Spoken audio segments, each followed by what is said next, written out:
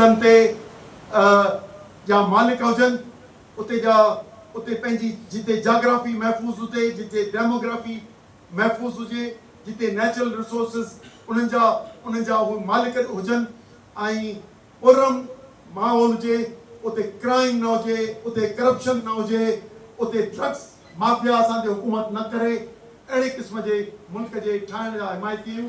तव्हां वटि लाया आहियूं इन मौजूदा जाली हाइब्रिड निज़ाम जो ख़ात्मो, मावरा आइन क़दमनि खे ख़तमु करणु ऐं सिंध सां थींदड़ इस्तेसाल खे ठीकु करणु ऐं मुल्क जी मजमूई तौर ते दाख़िली ऐं ख़ारजा पॉलिसी खे दुरुस्त करण लाइ इंसाफ़ ते बदल पब्लिक फ्रेंडली मुल्क ठाहियूं। महिरबानी चीज़ जेको तव्हांजो सुवाल हो उनखे रद्द नथो करियां पर शामिल कोन थी न थोरो ॻाल्हि कई उहो नंढड़ो आहे, उनजो वालिद जो बेईमाना क़त्ल थियो ऐं 96 में रियासती अहिड़ो क़त्ल जंहिंजी सभिनी खे ख़बर पर इंसाफ़ न मिलियो, उनजे करे असांजी हुन सां इख़लाक़ी हमदर्दी आहे।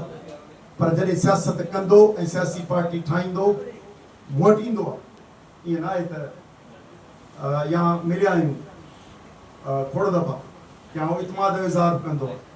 मूं हुननि खे इहो चयो त बाबा जेकॾहिं तव्हां पाकिस्तान खे फेडरेशन सम्झी फेडरेटिव यूनिट्स जी ऑटोनॉमी ऐं फेडरेशन खे गॾे हलाइण जी का गॾियल प्रोग्राम करियो त वी कैन डिस्कस।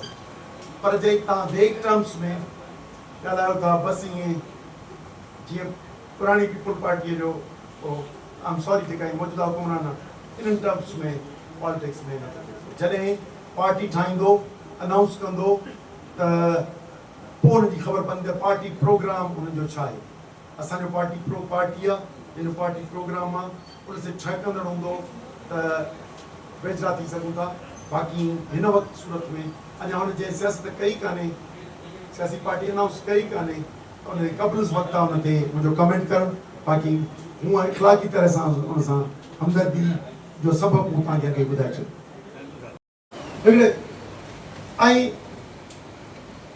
छो ईअं उन करे इहो मुमकिन आहे, एब्सलूट पावर अलाह जो पावर आहे। बंदूक जी ताक़त या पॉपुलेशन जी हेजमनी हिकिड़ो सूबो सॼे मुल्क ते हुकुमरानी करे या उन जे मफ़ादनि खे खणे या आइन खे या कानूननि खे तब्दील करे पंहिंजे हक़ में हलाए, अहिड़े क़िस्म जे निज़ाम खे ख़तमु करण लाइ फेयर इलेक्शन कमीशन जेका जदीद टेक्नोलॉजी खे इस्तेमालु कंदे असांजो पीओ एपीओ प्रिसाइडिंग ऑफिसर सॼे जेतिरो माण्हुनि जे हथनि थो लॻे ओतिरी जाली इलेक्शन थींदी वञे। आरओ वरी डीआरओ हर हिकु सतह ते जेका बेईमानी सिस्टम उन ख़तमु कनि, उन मुदाख़लत ख़तमु कनि, मौजूदा सिस्टम खे ख़तमु करे। इहा असांजा ॿ लाइन्स आहिनि। हिकिड़ो सिंध लेवल ते सिंधु दरिया बचायो तहरीक जेका पाणीअ जे स्कीमुनि खे मुस्तक़िल नयुनि स्कीमुनि खे ख़तमु करणु, ज़मीनूं वापसि करणु। थरपारकर जूं 10,000 एकड़ ज़मीन ॾेई छॾी आहे सिंध गवर्नमेंट। अञा लख ॾेढ ॿियो ॾियण जो प्रोग्राम अथसि। सिंध जूं 13 लख एकड़ ज़मीन ॾियण जो प्रोग्राम आहे। कहिड़े खाते में? नई ज़मीनूं आबाद थींदियूं। जॾहिं नयूं ज़मीनूं आबाद थींदियूं पुराणियूं बर्बाद थींदियूं। उते असां पंजाब वियुसि, उते असां एडवोकेसी कई। पोइ हुननि बि असांजे पीटीआई जो दोस्त हुआ, उन्हनि उते अचणु शुरू कयो। बिल्कुलु उते मुस्तफ़ा खोखर हो, सलमान अकरम राजा हो, मुख़्तलिफ़ दोस्त हुआ, उमर अयूब। उन्होंने चयो त भाई एक इलाके नए इलाके आबाद करके हमारे इलाके और दूसरों को बर्बाद करके कैसे चलाते हैं? इंसाफ का तकाज़ा तो ये नहीं है। तो उन करे ही सब शयूं थींदियूं पियूं वञनि। उन करे असां उन्हनि ज़मीनुनि जी वापसीअ जी डिमांड था करियूं। ये जेके अथॉरिटीज़ ठाहियल आहिनि जिन जो सहेल आऊं ज़िक्र करे वियुसि, इन्हनि जे ख़ात्मे जी ॻाल्हि था करियूं। SIFC जे ख़ात्मे जी था ॻाल्हि करियूं। इहो आहे तहरीक तहफ़ुज़ आईन पाकिस्तान जे मौजूदा 1 अगस्त जे गॾियल एलामियो।